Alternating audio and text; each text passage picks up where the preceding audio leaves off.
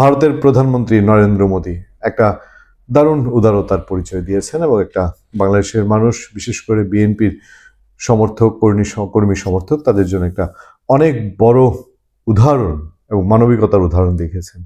কথায় কথায় তো বহু আকাশে বাতাসে বহু আলাপ যে ভারত ভবিষ্যৎ প্রধানমন্ত্রী হিসেবে বেগম খালেদা জিয়া বা তারেক রহমানকে চায় না, এ ধরনের আলাপ সালাপ রাজনীতির মাঠে প্রচুর আছে। ইভেন বেগম খালেদা জিয়ার ছেলে তারেক রহমান, তিনি দেশে ফিরবেন, সেক্ষেত্রে যে পরাশক্তিগুলোর নাম শোনা যায় তার মধ্যেও ভারতের নাম আলাপচারিতায় আছে, যদিও আনুষ্ঠানিক এই আলাপের কোনো ভিত্তি নেই।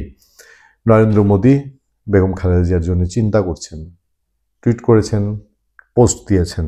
আমরা সেই প্রসঙ্গে যাওয়ার আগে আমি একটু প্রসঙ্গক্রমে দুইটা কথা বলে নিই।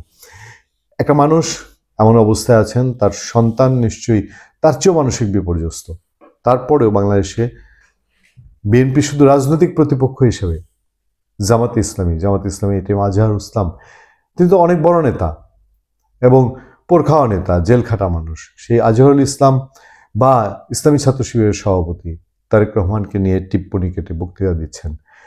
এইটা সেই ভিন দেশের ভিন্ন সম্প্রদায়ের নরেন্দ্র মোদী যদি আবেগ আপ্লুত হতে পারেন, তাহলে বাংলাদেশের জামাতে ইসলামী কিভাবে পারে এই পরিবারটিকে নিয়ে এখন টিপ্পনী কাটতে? লন্ডনে বসে এই হবে না, লন্ডন বসে প্রধানমন্ত্রী হওয়া যাবে না, এখন এসবের কি সময়? আমি খুব স্মরণ করতে পারি জামাতের যারা প্রয়াত নেতা, তাদের মধ্যে থেকে শুরু করে একেবারে মতিউর রহমান নিজামী, দেলোয়ার হোসেন সাঈদীর সঙ্গে আমার সেভাবে কখনো যোগাযোগ হয়নি, আব্দুল কাদের মোল্লা, আলী হাসান মোহাম্মদ মুজাহিদ, এই মানুষগুলোকে আমি পেশাগত কাজে খুব কাছে থেকে দেখেছি। বিএনপির নিউজ কভার করতে গিয়ে, বিএনপি বিট করতে গিয়ে বিএনপির সঙ্গে, বেগম খালেদা জিয়ার সঙ্গে এই মানুষগুলোর সম্পৃক্ততা আমি জানি। যে আজকে বিএনপির মানুষজন যেভাবে ছুটে যাচ্ছে, যদি আজকে সাউদ্দিন কাদের চৌধুরী বা দেলোয়ার হোসেন সাঈদী, মতিউর রহমান নিজামী, অথবা আপনার কাদের মোল্লা, অথবা আপনার এই মানুষগুলো যাদের নাম বলছি, তারা আজকে জীবিত থাকবেন, জামাত ইসলামী, এই রেশারেশি এরকম ক্রিটিক্যালি অসুস্থ একটা পরিবারের দুজন মানুষই অসহায়, একজন মৃত্যুর সঙ্গে পাঞ্জা লড়ছেন, যে কোনো সময় যে কোনো ঘটনা ঘটে যেতে পারে, আরেকজন বহু ভিন দেশে থেকে তার মার জন্যে উদ্গ্রীব অবস্থায় আছেন, সেই সময় টিপ্পনী কাটছে। যাক, আমরা নরেন্দ্র মোদীর প্রসঙ্গে ছিলাম। নরেন্দ্র মোদী একটা নিশ্চয়ই দৃষ্টান্ত স্থাপন করা একটি কাজ করেছেন। খালেদা জিয়ার অসুস্থতায় উদ্বিগ্ন মোদী দিতে চাইলেন যে কোনো ধরনের সহযোগিতা। সাবেক প্রধানমন্ত্রী ও বিএনপি চেয়ারপারসন খালেদা জিয়ার অবনতিশীল শারীরিক অবস্থায় গভীর উদ্বেগ প্রকাশ করেছেন ভারতের প্রধানমন্ত্রী নরেন্দ্র মোদী। সোমবার তিনি জানিয়েছেন, খালেদা জিয়ার সুস্থতার জন্য ভারতের পক্ষ থেকে যে কোনো ধরনের সহযোগিতা দিতে প্রস্তুত নয়াদিল্লি। বেগম খালেদা জিয়া তার ব্যক্তিগত জীবনে যেরকম অমায়িক ছিলেন, আমি জীবনে শত বেগম খালেদা জিয়ার নির্বাচনী জনসভা বলেন, রাজনৈতিক জনসভা কাভার করেছি, প্রেস কনফারেন্স কাভার করেছি, সামনাসামনি শতবার দেখা হয়েছে। আমার চোখে এটুকুই পড়েছে, তাকে আমি খুব উত্তেজিত, রাগান্বিত আমি খুব একটা দেখিনি। আমি নিশ্চয়ই আমার অভিজ্ঞতা, আমার দেখা বেগম খালেদা জিয়া পেশাগত কারণে দেখা, আমার সাথে তার রাজনৈতিক, আমার মানসিক যে দূরত্ব, রাজনৈতিক বিষয়ে কখনোই তেমন কোনো কথা হয়ে ওঠে নেই। আমার সাথে তার রাজনৈতিক দর্শন বা তার পার্থক্য থাকতে পারে, কিন্তু আমি যে বেগম জিয়াকে দেখেছি, তিনি একজন অমায়িক, অন্তত তার সদ্ব্যবহার এবং আচার আচরণের দিক থেকে। সেই মানুষটির বহু স্মৃতি আমার আছে।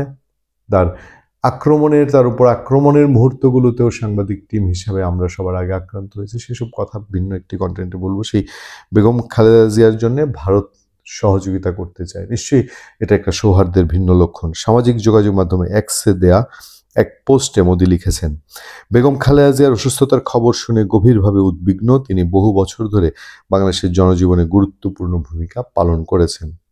তার দ্রুত আরোগ্যের জন্য আন্তরিক প্রার্থনা ও শুভকামনা রইল। ভারত প্রয়োজন হলে যে কোনো ধরনের সহায়তা দিতে প্রস্তুত।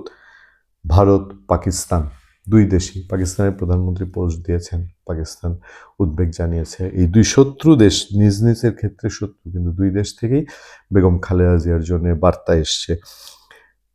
কাতার সবসময় প্রস্তুত তার জন্য যে কোনো সাপোর্ট দিতে, তাকে হেলিকপ্টারে নিতে বা এয়ার অ্যাম্বুলেন্সে নিয়েছেনও তারা।